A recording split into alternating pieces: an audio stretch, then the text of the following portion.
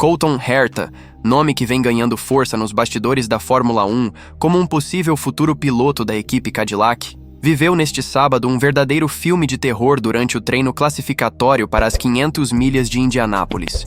E não é força de expressão. O piloto norte-americano literalmente voou, e não no sentido figurado, após perder o controle do carro em uma velocidade superior a 370 km/h. O impacto foi absolutamente brutal. O carro girou, colidiu com violência contra o muro e decolou, voando antes de aterrissar com o halo raspando violentamente na barreira de proteção, completamente de cabeça para baixo. O susto foi generalizado, tanto no paddock quanto nas arquibancadas. Por um breve momento, a cena lembrou o capotamento assustador de Yuki Tsunoda em Imola, que havia ocorrido poucas horas antes. Foi mais um episódio alarmante que escancarou os limites extremos das principais categorias do automobilismo mundial. Herta, que corre pela Andretti Autosport, ainda não possui a superlicença exigida para disputar a Fórmula 1, acumulando atualmente apenas 31 dos 40 pontos necessários. Com desempenhos inconsistentes na IndyCar, onde ocupa apenas a 9ª colocação no campeonato, suas chances de alcançar os pontos restantes até 2025 diminuem a cada etapa, e o acidente deste sábado, embora felizmente não tenha causado lesões sérias, pode atrasar ainda mais seus planos caso comprometa seu ritmo nas próximas provas. Enquanto isso, em Imola, o clima esquentou, e não foi só por conta da temperatura da pista. Max Verstappen, conhecido por não medir palavras quando está insatisfeito, não poupou críticas a Pirelli após ver a pole position escapar por míseros 34 milésimos para Oscar Piastri. O alvo da reclamação foi o novo composto C6, introduzido pela fornecedora italiana especialmente para o Grande Prêmio da Emília-Romanha.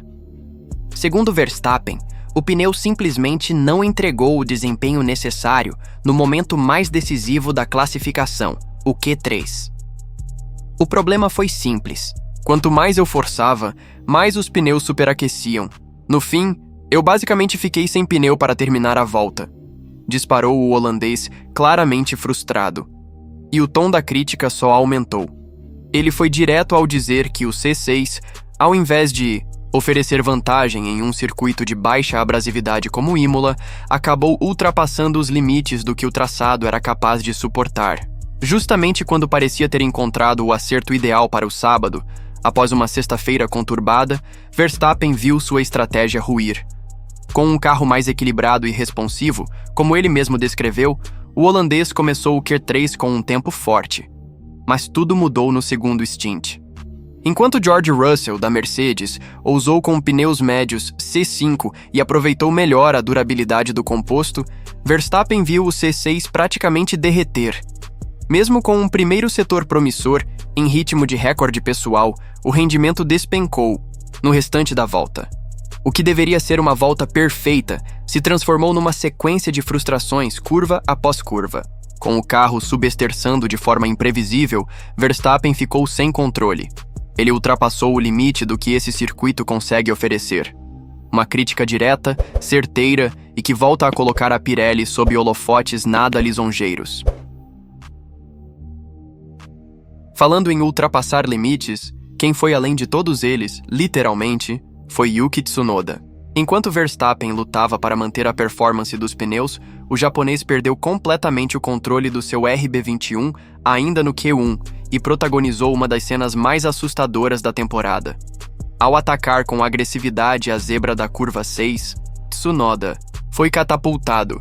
O carro rodou violentamente e bateu com força no muro de pneus. O impacto foi tão violento que o carro chegou a capotar sobre o guardrail antes de aterrissar de cabeça para baixo e, por fim, voltar às 4 rodas. O susto foi gigantesco, mas felizmente o piloto saiu andando por conta própria e foi levado ao centro médico do circuito. O acidente acende um sinal de alerta. Até que ponto os carros da Red Bull e suas equipes afiliadas, como a Racing Bulls, estão realmente estáveis quando levados ao limite? Do outro lado do paddock, a Ferrari viveu um dos seus dias mais constrangedores dos últimos tempos. Lewis Hamilton, com expressão abatida e tom firme, exigiu uma investigação interna urgente na equipe após a vexatória eliminação ainda no Q2 do GP da Emília-Romanha de 2025. E para piorar, isso aconteceu em casa, no lendário circuito de Imola. O heptacampeão mundial foi eliminado e vai largar apenas da 12ª posição, uma posição atrás de Charles Leclerc, o ídolo local, que ficou com o 11º lugar. Ambos foram superados por carros da Aston Martin. Um verdadeiro tapa na cara para uma escuderia que começou a temporada falando em brigar pelo título. O resultado foi tão desastroso que Hamilton não conseguiu conter a frustração. Estou devastado. Fizemos melhorias no carro. Mas na hora H, os pneus simplesmente não funcionaram. Não houve ganho de desempenho com os pneus novos. Isso precisa ser investigado imediatamente, disparou. A Ferrari não apenas fracassou na classificação, como vem cometendo erros técnicos de forma recorrente, semana após semana. Neste fim de semana, os principais problemas foram nos freios, falta de confiança, desempenho pífio nas frenagens e perda de tempo em setores decisivos. Um carro sem equilíbrio, sem ritmo e, o pior, sem respostas. A decepção de Hamilton não surgiu do nada. Ele acreditava que aquele sábado em Imola seria o momento de virada.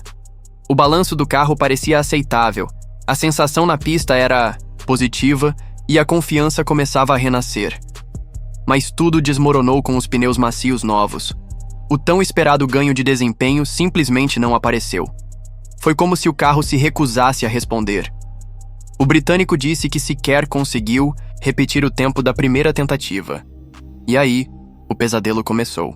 Os rivais melhoraram, escalaram posições na tabela e empurraram a Ferrari para fora do Q3. Como é possível que a Ferrari tenha fracassado em casa com Hamilton e Leclerc? O SF25, que deveria representar uma nova era gloriosa com Hamilton a bordo, está rapidamente se tornando uma decepção ambulante. E não se trata apenas de uma oscilação momentânea.